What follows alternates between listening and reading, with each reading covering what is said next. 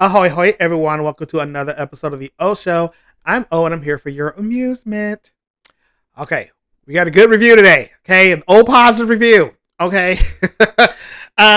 So it's the month of August. So not only is it my birthday month, shimmy, uh, I finally got to see my most anticipated movie of the year, Weapons. You guys, like, this movie was so good. Like, I want to see this so bad. Uh when you watch the trailer, it looks creepy and you're like, what is happening? I need to know. So as we see from the trailer, we have a school, and one day this class never shows up, right? So it's 2:17 in the morning. All these kids just suddenly get out of bed, open their front doors, and just run into the night, right? And we all don't know why. So the next day when the teacher comes in and she sees that there's no one in there, like, what the fuck, right? But what they don't tell you is actually one kid did, right? It was this nerd, and he didn't get the memo from the other kids to not ditch school that day. No, I'm kidding. But no, but seriously, one kid did show up. So of course the cops and everyone was like, what happened? Where are your classmates? But he may or may not know. I don't know. So I will tell you that this will be a spoiler free video. I'm not gonna tell you, like, you gotta really see this movie. It's so good. But I will be using some code words and phrases for some things later on, just so I don't ruin things for you. But yes, so the movie is, it's like a horror mystery, right? It's not horror as in like there's a slasher killing someone every 5 minutes. You got your jump scares, which the movie does not rely on. Thank you, movie, for not, someone opens a door, then when they close the door, someone's standing behind it. Like, no. But when the jump scares happen, like, they happen. Like, at one point, I I redeemed a free large pop for my birthday with AMC. And I was fine until this one jump scare, and I think I scared the pee out of. I didn't pee myself, but I had to pee after I did this jump, and I kind of adjusted myself in my chair, and then I realized, damn it, now I gotta go pee. I've been drinking this large Coke. But anyway, there's a bit little humor in the movie. It's not a comedy or anything, but I feel like some of the parts where the theater was laughing is more of like an uncomfortable laughing because something's happening and it's so crazy that the only thing you could do is laugh or like chuckle. Uh, yeah, so that's happening. So the movie is broken up into these chapters. So we have Julia. Uh, well, the teacher's name is. Wait, what is the teacher's name? Wait, no, the teacher's name is Justine Gandy, right? And Justine Gandy is played by the actress Julia Garner, who we just saw in The Wolfman earlier this year, which I didn't like. She was the Silver Surfer in Fantastic Four, and now she's the teacher in this movie. So we see stuff playing out in her point of view.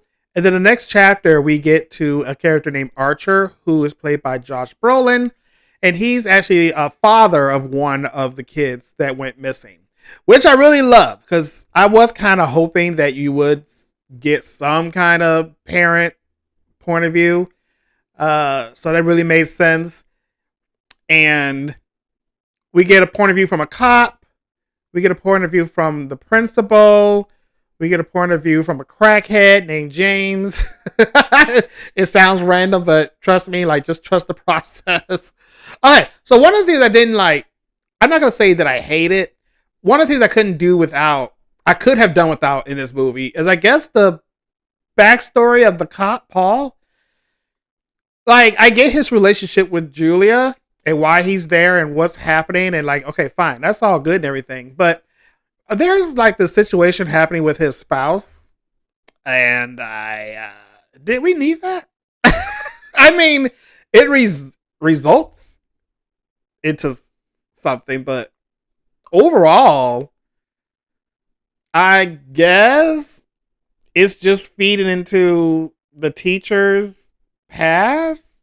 But I don't know. I was hoping maybe something else would come up with that towards the end of the movie, and it doesn't. So yeah, I probably could have done without that. Lastly, the last chapter is based on Alex. Now, Alex is the little boy who came to school, right? And so, of course, we need to be like, where are your classmates?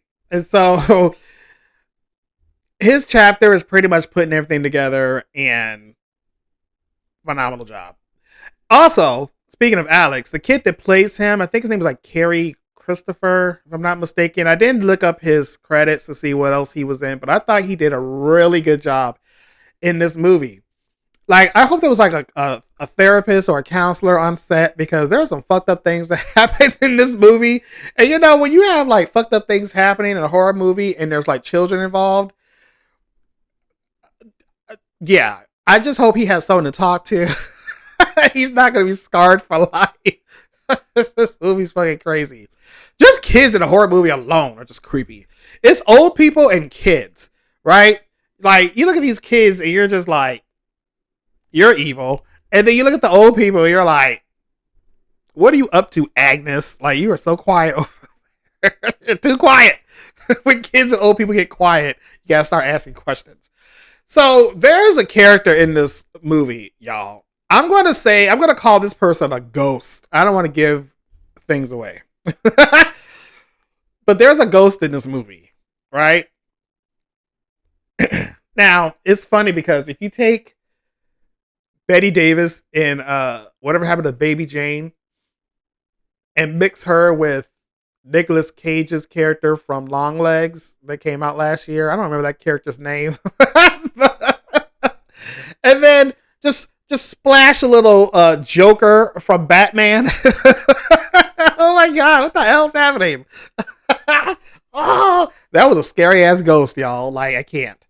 But my second thing about this movie, if you watch this movie, when James is running through the forest and he sees the ghost, why did he see the ghost? James and the ghost don't do anything until like later in the movie. So does the ghost even know about James? But yet James sees the ghost? But why? I don't really understand that part. I mean, the scare is effective. It's very Blair Witch vibes. But yeah. You know, I was wondering that. I'm still kind of confused about that part. Oh, and by the way, there's a special guest in this movie, Justin Long, because I guess he's friends with the director because he was in Barbarian. And Justin Long is like, all you really see him in now are like horror movies, which I appreciate. But just a fun fact, a little Justin Long cameo can't be seen. My third thing, I mean, it's not bad or anything. I just thought it was funny. Like, you're in this town and there are people who get into their cars and go outside someone's house and like stalk the house, but they're not like disguising themselves. Like, normally you would get like a wig or some sunglasses or like a top hat or or something, put a mustache on. Like, these people are just in their cars as if like, you can't see me. Yes, we can. Especially one person's car. Like, obviously, if I pass your car, I'm going to know it's you. So who are you hiding from? And not only one person, two people do this mess. Like, it's not like you're in the city or anything and no one's going to know who you are. Like, it seems like a small enough town that people would know who you are. So why are you stalking houses and just in front of everybody? I thought that was funny. Y'all, when I tell you this third act, like when it starts, you know for a fact like shit is about to go down, and it does. Okay, so oh my god, and that is another example of like when the event is taking place. If you were there, if shit was happening to you, yes, you would be pissed off. But if you're like just witnessing what's happening, it looks like a funny what the fuck is happening. Like, what is happening? But at the same time, and now as you are a viewer, watching this, you're like, what the fuck? That ending, y'all, is crazy. And it seems like it's unresolved. Because at one point I was like, wait, but what? Oh. And then I thought about it. And I'm like, no, you know what? I do like a movie that's kind of unresolved. If it makes sense, right? If it doesn't make sense, then I'm pissed off. I'm taking a shot away from you. But but when you think about it, when the hero does what he or she does, uh, you gotta remember what situation they were in at that time.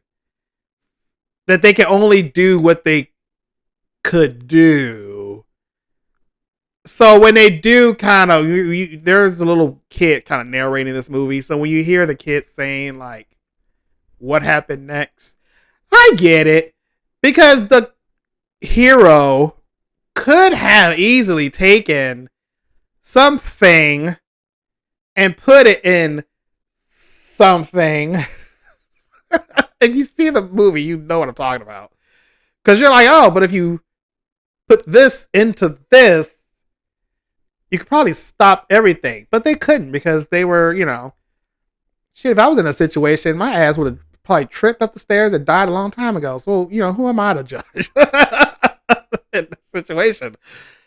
But anyway, I like it because it does kind of give an eerie feel, an eerie feeling of like how people are, it's not just the next day, like, oh, it's over, back to normal, let's go back to school.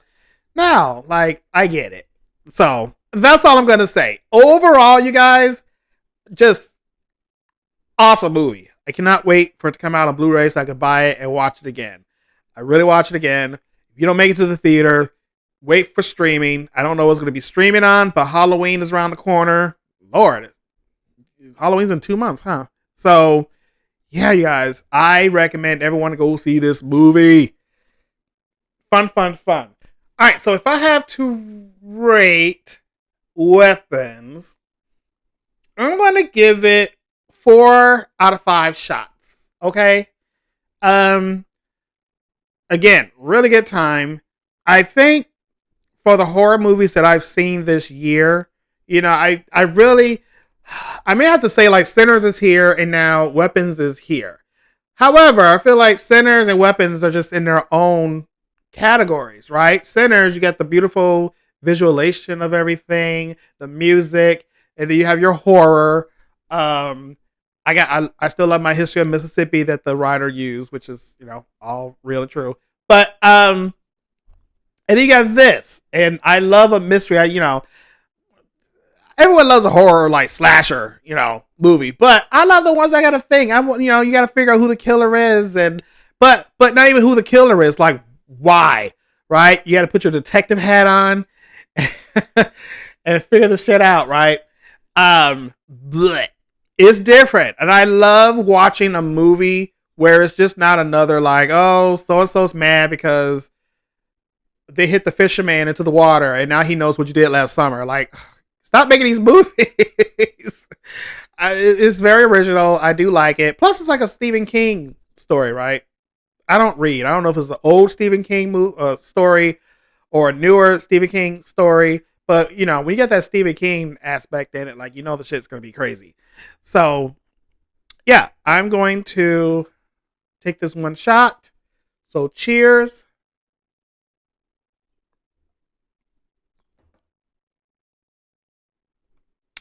And stuff. All right. So, so if you've seen this movie, please let me know in the comments. What you think? Did you like it? Did you not like it? Was there anything else I missed? Anything else you were questioning? I didn't have a lot of questions. Normally, I leave a movie theater with a page of questions about things, but other than those 3 things I kind of mentioned, I guess my real only question really is just why did James see the ghost? I can see why the other characters who saw the ghost did. But yeah. So, other than that, please like this video, subscribe to the channel if you haven't already, and I will see you all in the next episode. So, until then, TTFN.